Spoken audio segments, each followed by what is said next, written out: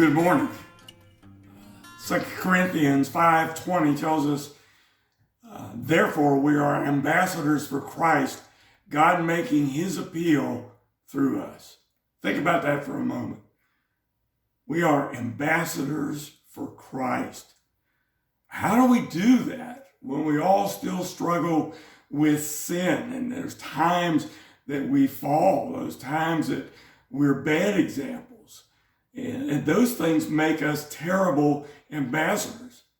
Now, I don't want this in my life. I don't want to be a bad ambassador for Christ. And I'm sure you don't either.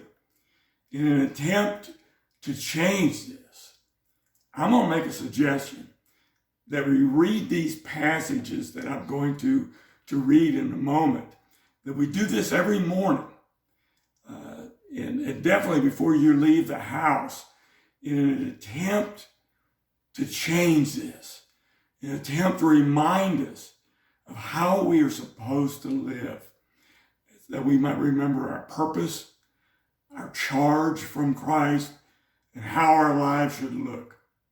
Let's start off with Matthew chapter 5, verses 14 through 16. This was during the Sermon on the Mount. And Jesus said, "You are the light of the world. A city set on a hill, it cannot be hidden.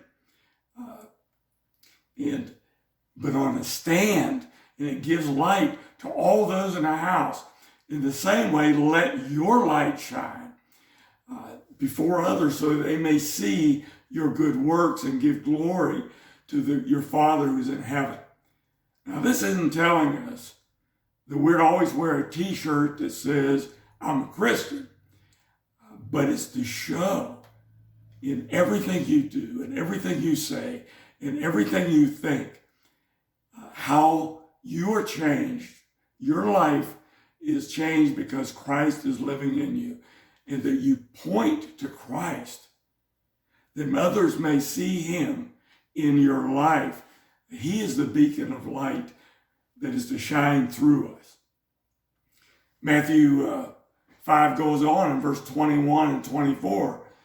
It says, "You have heard that it was said of old, 'You shall not murder, and whoever murders will be liable to judgment.' But I say to you that everyone who is angry with his brother will be liable to judgment, and whoever insults his brother will be liable to the council. And whoever says, 'You fool,' will be liable to the hell of fire."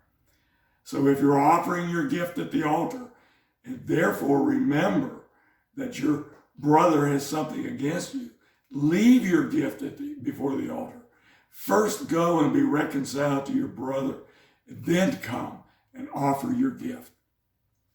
Now, we live in a culture that is full of anger and hatred and turmoil, and we've come to think, just by training, that always telling people that they're wrong, telling them how foolish they are, and despising them actually is a good character trait. It shows your inner strength. This is not what Jesus is saying. Take a minute and review your post on social media and see how many times that you're guilty of this.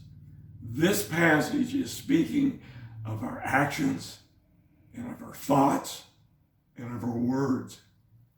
He goes on in verses 27 and 28, and Jesus says, "You have heard that it was said, 'You shall not commit adultery.'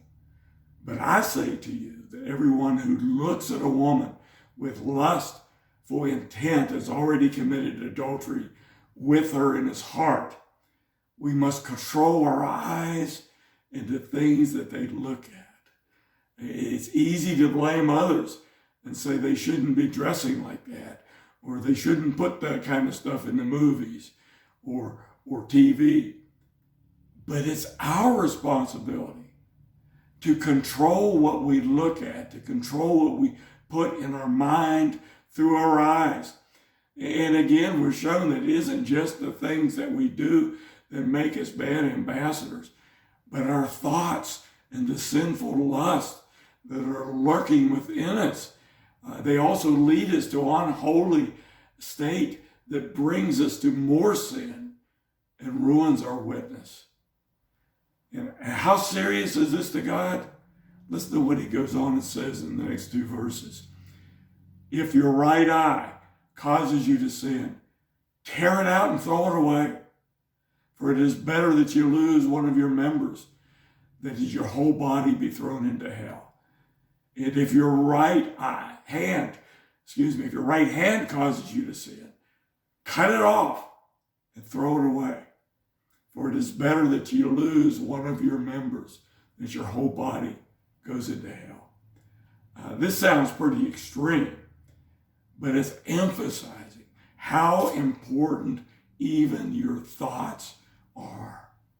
And as ambassadors, our total focus should be on Christ, and we have to show that at all times in our thoughts and our words and our deeds. Jesus goes on in verses 38 and 42, he says, you have heard that it was said, an eye for an eye and a tooth for a tooth. But I say to you, do not resist the one who is evil. But if anyone slaps you on the right cheek, turn to him the other also. And if anyone would sue you and take your tunic, let him have your cloak as well. And if anyone forces you to go 1 mile, go with him 2 miles. Give to the one who begs from you, and do not refuse the one who would borrow from you. Wow, that's pretty extreme for us. We're called to a different standard, and it isn't an easy one. Our natural reaction is to hit back when someone hits you. We get attacked, we want to attack back. Turning the other cheek isn't my natural reaction to something. It seems like in my DNA, I want to do back to them what they have done to me. But that is not what Christ has instructed us to do. He goes on even further in verses 44 and 48 through 48. He says, love your enemies and those who are persecuting you, so that you may be sons of your Father who is in heaven, for he makes the sun rise on the evil and on the good, and he sends the rain on the just and on the unjust. For if you love those who love you, what reward do you have? Do not even the tax collectors do the same thing? And if you greet only your brothers, what more are you doing than others? Do not even the Gentiles do the same? You therefore must be perfect as your heavenly Father is perfect. Jesus didn't say that following him was going to be easy. But will you make this commitment?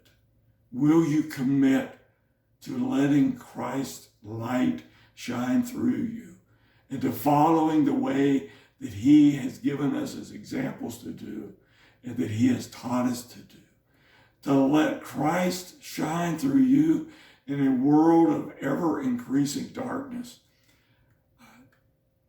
I want to do this. I want to commit to this, and I will.